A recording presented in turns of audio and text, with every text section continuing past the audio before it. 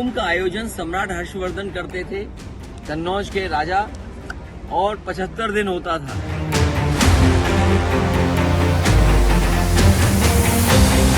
अराजकता में बदलता महाकुंभ, जब योगी सरकार ने हथियार डाल दिए और महाकुंभ में होगी अब सेना की एंट्री।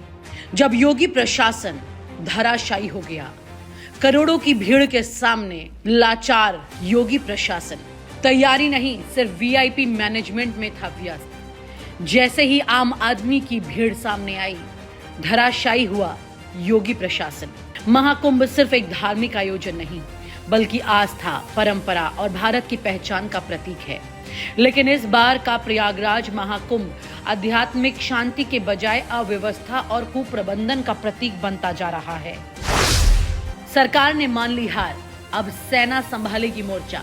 अंदर खाने से यह खबरें सामने आने लगी हैं कि अब योगी सरकार लाचार हो गई है और सेना महाकुंभ की तैयारियों को संभालेगी। योगी सरकार जो महाकुंभ को अपनी हिंदू वोट बैंक की सबसे बड़ी ब्रांडिंग बनाने में लगी थी, अब खुद मान चुकी है कि वो इस आयोजन को संभाल नहीं सकते। प्रशासन के आला अधिकारियों ने साफ कह दिया कि इतनी बड़ी भीड़ को संभालने की कोई योजना ही नहीं थी।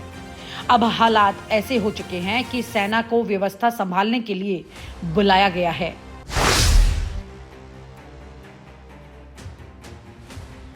करोड़ों की तादाद में पहुंचे श्रद्धालु और प्रशासन की खुल गई पोल।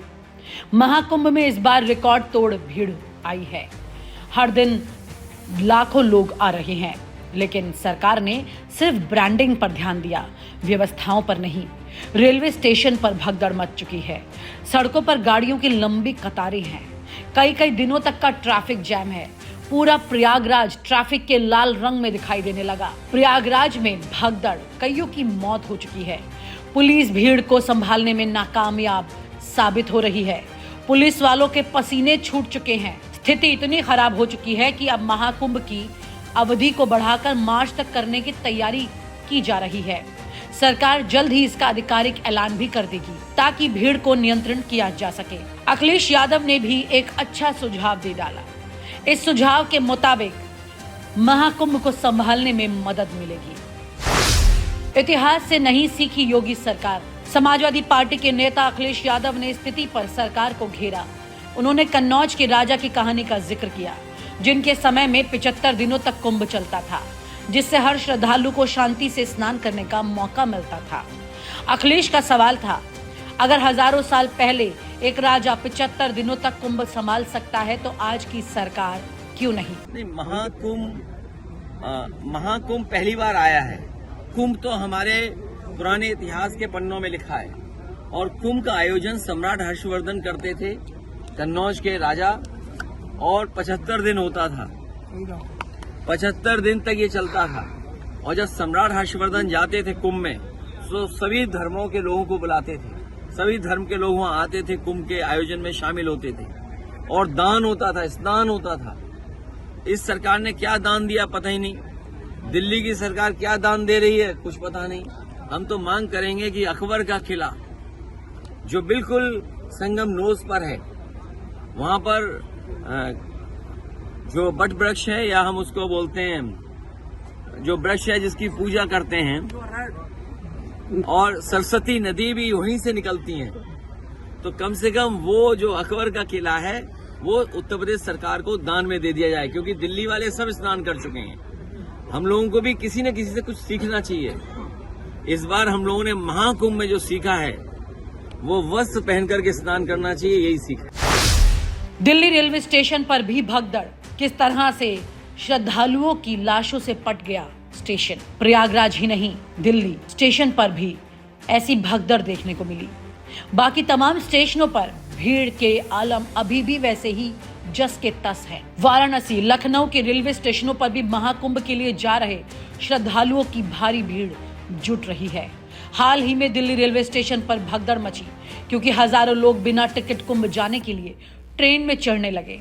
रेलवे प्रशासन कहीं भी नहीं था, नदारद था। रेलवे मंत्री ने भी कहा सब कुछ कंट्रोल में है, जबकि वहां पर मौतों की लाशें बीत चुकी थी। रेलवे प्रशासन ने कई ट्रेनों को रद्द कर दिया, लेकिन इससे हालात और बिगड़ गए। कई श्रद्धालु भूखे प्यासे प्लेटफॉर्म पर फंस गए, लेकिन सरकार मूक दर्शक बनी रही। ब्रांडिंग तो की, लेकिन प्लानिंग नहीं की।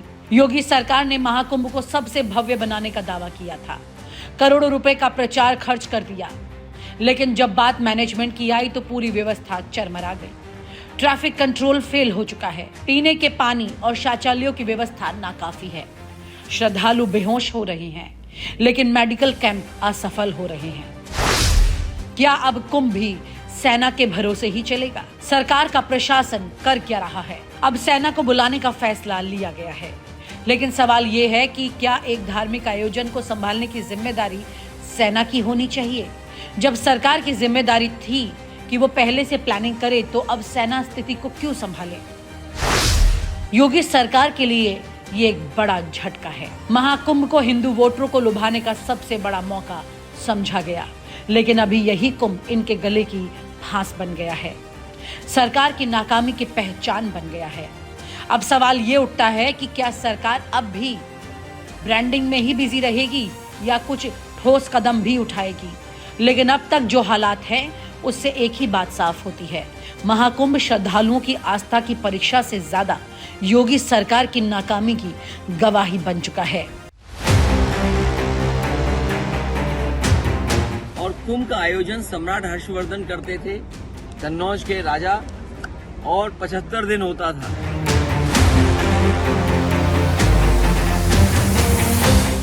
नहीं, महाकुंभ पहली बार आया है। कुंभ तो हमारे पुराने इतिहास के पन्नों में लिखा है, और कुंभ का आयोजन सम्राट हर्षवर्धन करते थे, कन्नौज के राजा, और 75 दिन होता था। 75 दिन तक ये चलता था, और जब सम्राट हर्षवर्धन जाते थे कुंभ में तो सभी धर्मों के लोगों को बुलाते थे, सभी धर्म के लोग वहां आते थे, कुंभ के आयोजन में शामिल होते थे, और दान होता था, स्नान होता था। इस सरकार ने क्या दान दिया पता ही नहीं, दिल्ली की सरकार क्या दान दे रही है कुछ पता नहीं। हम तो मांग करेंगे कि अकबर का किला जो बिल्कुल संगम नोज पर है, वहां पर जो बट वृक्ष है, या हम उसको बोलते हैं जो वृक्ष है जिसकी पूजा करते हैं, और सरस्वती नदी भी वहीं से निकलती है, तो कम से कम वो जो अकबर का किला है वो उत्तर प्रदेश सरकार को दान में दे दिया जाए, क्योंकि दिल्ली वाले सब स्नान कर चुके हैं। हम लोगों को भी किसी न किसी से कुछ सीखना चाहिए। इस बार हम लोगों ने महाकुंभ में जो सीखा है वो वस्त्र पहन करके स्नान करना चाहिए, यही सीखा। और आप हमसे जुड़े रहने के लिए सब्सक्राइब करें YouTube पर, फॉलो करें Twitter पर और लाइक करें Facebook पर। और ज्यादा जानकारी के लिए आपको टाइप करना होगा सिर्फ न्यूज नशा।